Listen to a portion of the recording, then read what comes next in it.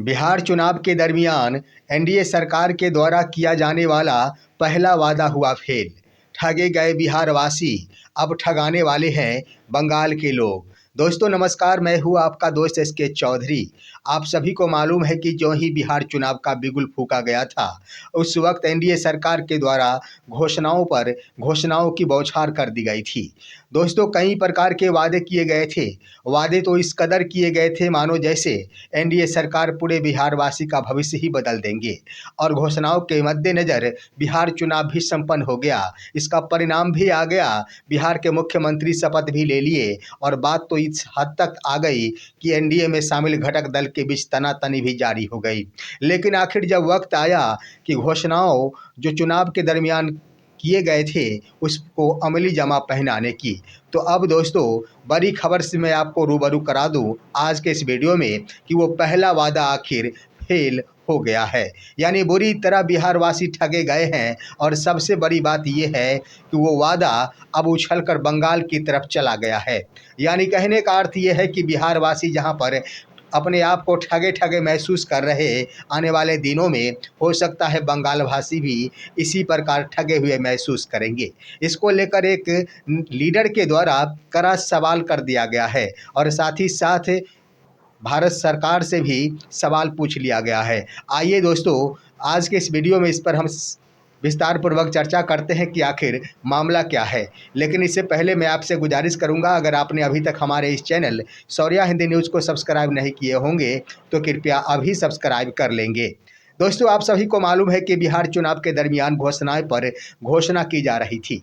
सबसे बड़ी बात ये रही कि घोषणा इस कदर की गई जो चुनाव से पहले भी की गई, मंचों पर की गई, जनसभा के दौरान की गई। और सबसे बड़ी बात ये थी कि जिस वक्त तक आखिर चुनाव हो रहे थे उस तिथि को भी बैंक के खाते में पैसे भेजे जा रहे थे।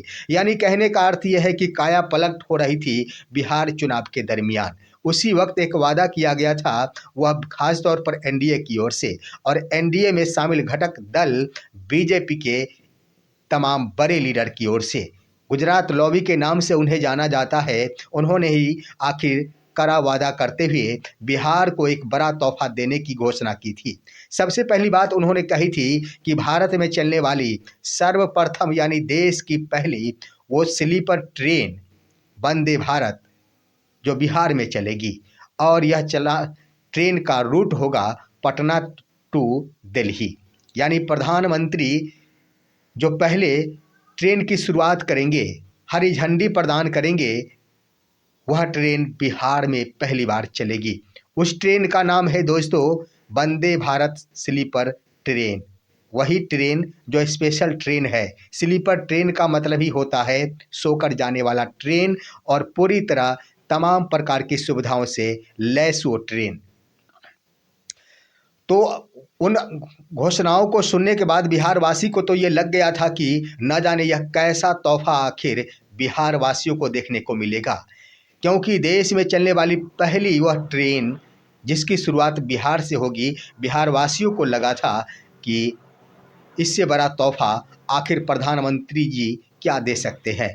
लेकिन दोस्तों वह घोषणा आखिर घोषणा ही रह गया। यहाँ पर देखा जाए तो बिहारवासी के द्वारा इंतजार ही किया जा रहा था कि इस ट्रेन का परिचालन आखिर किस तिथि को किया जाएगा।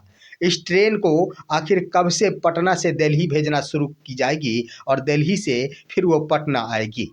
ट्रेन की सफ़र करने वाले यात्राओं में शामिल होने वाले तमाम यात्रियों की ओर से इसका इंतजार किया जा रहा था। इसी बीच उस ट्रेन की रूट ही बदल गई।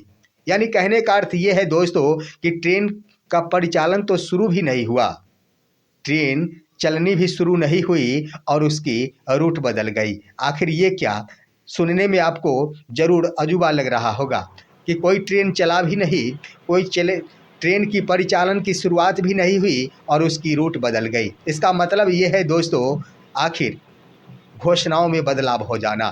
कहने का अर्थ ये है कि जिस ट्रेन के बारे में कहा जा रहा था जो पहली स्लीपर ट्रेन भारत की वंदे भारत पटना से दिल्ली चलेगी, उस ट्रेन के रूट को बदलकर अब बंगाल यानी कोलकाता से गुवाहाटी चलाने का फैसला ले लिया गया है। दरअसल ऐसा क्यों, इसका मुख्य कारण है बंगाल चुनाव। आप सभी को मालूम है कि वर्ष 2026 में बंगाल चुनाव होना है और बंगाल चुनाव होने के मद्देनज़र सरकार की ओर से आखिर बेस्ट तोहफा क्या दिया जा सकता है। बेस्ट तोहफे के रूप में कह दिया जाए तो केंद्र सरकार तो बिहार वासियों के लिए तो वही घोषणा कर दी थी कि देश की वह पहली ट्रेन बिहार से चलेगी। अब उसी का परिचालन करने की बातें हो रही है कि वह बंगाल से दिल्ली चलेगी। इसका मतलब है कि यह सीधा सीधा ही बिहार के नागरिकों के साथ धोखा किया गया है। बिहार के नागरिक छलावे के शिकार हुए हैं, यह स्पष्ट हो चुका है और यह पहली शुरुआत बिहार चुनाव के दौरान किए गए वादों पर मुकरने की हो गई है।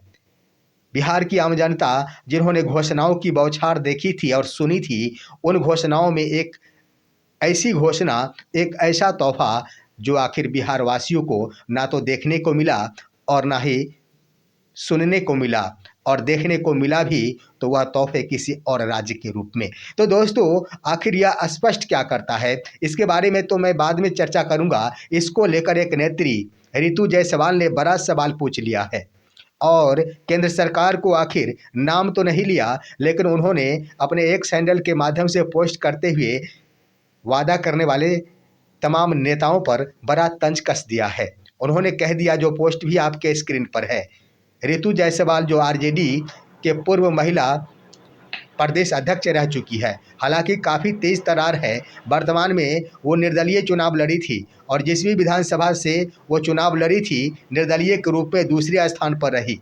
ये तो बात सत्य है कि एनडीए की लहर में बड़े बड़े की आखिर हिकरी गुम हो गई, लेकिन रितु जायसवाल निर्दलीय रहकर दूसरे स्थान पर रही। इसका अर्थ है कि कुछ ना कुछ तो पकड़ जरूर है।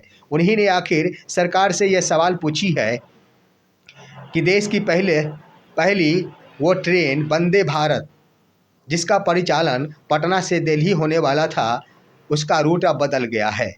यह अब कोलकाता से गुवाहाटी के लिए चलेगी।